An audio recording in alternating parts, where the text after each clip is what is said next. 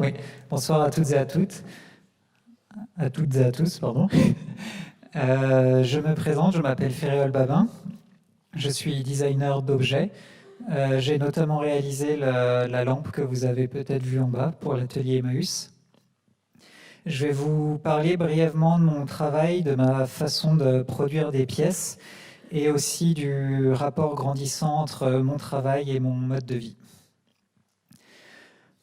Juste pour vous expliquer un peu, donc j'ai 32 ans, j'ai fait des études d'architecture, puis à la suite de ça, je me suis rendu compte que l'architecture ne me convenait pas, puisque c'était une échelle que j'arrivais pas à maîtriser avec mes mains, et j'avais un besoin grandissant de fabriquer des choses avec mes mains et d'être satisfait de ma production plastique.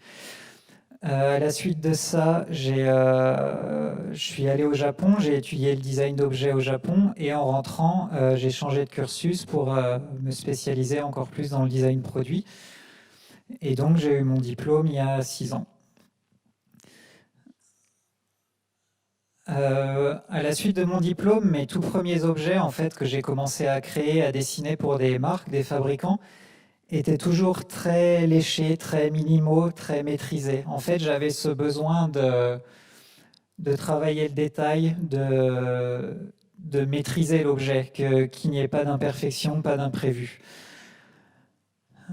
Ça, je dirais que c'était la première phase de mon travail où je faisais notamment beaucoup de luminaires et parce qu'en fait, petit à petit, la lumière s'est imposée comme un moyen de transition entre l'objet et l'architecture, l'architecture était un peu mon premier amour. À la suite de tous ces objets très dessinés, très finis, je suis parti 1 an en Italie pour une résidence pour jeunes designers à Trévise, à côté de Venise. Et là, pendant 1 an, j'ai uniquement travaillé sur un ordinateur dans un open space avec plein de gens autour, sur des projets très rapides où on n'avait pas vraiment de temps d'expérimentation et de liberté. Et je sentais en moi grandir pendant ces 1 an un besoin de brutalité, d'archaïsme, de matière, d'imperfection.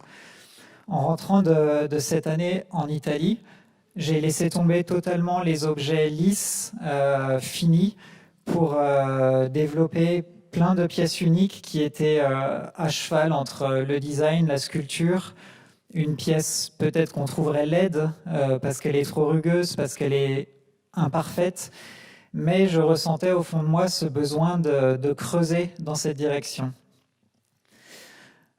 À ce moment, j'avais donc des envies de presque travailler des pièces presque préhistoriques, presque archaïques, qui seraient peut-être tombées du ciel comme ces pièces noires. Et pour arriver à cette sensation que j'avais envie de faire passer, j'utilisais pas mal de matériaux toxiques, donc des résines, des matériaux composites. Et au bout de peut-être 1 ou 2 ans, je me suis dit, mais en fait, qu'est-ce que je suis en train de faire ? En parallèle, mon mode de vie était en train de radicalement changer. J'ai toujours été citadin, j'ai toujours grandi et vécu en ville et je me suis installé à la campagne justement pour satisfaire mon besoin de nature grandissant. J'ai changé mon mode d'alimentation pour impacter au minimum les animaux et la nature qui m'entouraient. Et en même temps, dans mon travail, je continuais à utiliser des matériaux toxiques, polluants, qu'on ne peut pas recycler. Et donc, au bout d'un moment, je me suis dit, mais peut-être qu'il y a un problème et peut-être qu'il faut justement que je recadre mon travail par rapport à mon mode de vie. Donc j'ai laissé tomber toutes les résines et autres choses qui m'intoxiquaient et qui polluaient. Et j'ai continué dans cette voie de dessiner des objets qui mêleraient le dessin fini et des aspects plus organiques, plus libres, plus naturels. Et cette fois-ci, en n'utilisant que des matériaux, finalement, des ressources de la nature, et qui me permettaient d'atteindre le même objectif, sans utiliser des résines. Et donc, en parallèle de ça, finalement, j'étais passé d'objets très lisses à des objets très bruts, et je revenais à des objets de nouveau mi-lisses, mi-bruts.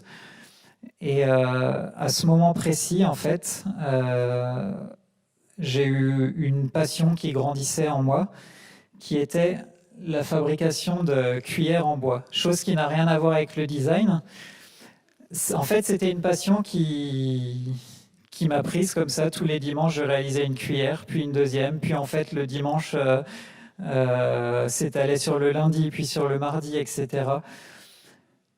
Et en fait, petit à petit, je me suis dit, mais est-ce que je suis encore designer ou est-ce que je deviens artisan? Puis en fait, les cuillères qui étaient au début fonctionnelles devenaient des sculptures. Puis je me disais, est-ce que je suis artisan ou est-ce que je suis devenu sculpteur? Et au même moment, j'ai entrepris de construire ma maison. Donc pour construire cette maison, j'ai dû couper des arbres. Et au moment de les couper, je me suis dit, mais en fait, je suis en train de détruire un morceau de nature pour construire ma maison. Et après, je me suis dit, mais cette matière, c'est du bois, et le bois, je le travaille. Alors pourquoi, au lieu d'acheter du bois, j'utiliserais pas celui que je viens d'abattre? Et petit à petit, en fait, l'endroit où je suis en train de m'installer, où je suis en train de construire ma maison et mon atelier de mes mains, devient en fait une source quasi inépuisable de matières premières. Et les matériaux que j'utilise dans mon travail viennent de quelques mètres du lieu où je réside. Et ces cuillères, qui ne sont pas vraiment des cuillères que je fabrique quotidiennement, engendrent des copeaux, mais les copeaux me servent pour mon potager et mon compost. Et du coup, je me dis, là enfin, j'ai refermé la boucle en fait. Là enfin, je trouve une cohérence entre ma production, mon mode d'expression, puisqu'au final, je fabrique des objets pour dire des choses que je ne peux pas dire en parlant. Et donc, c'est un langage pour moi. Et là, enfin, mon langage devient cohérent avec ma vision du monde. Voilà, c'est tout. Merci.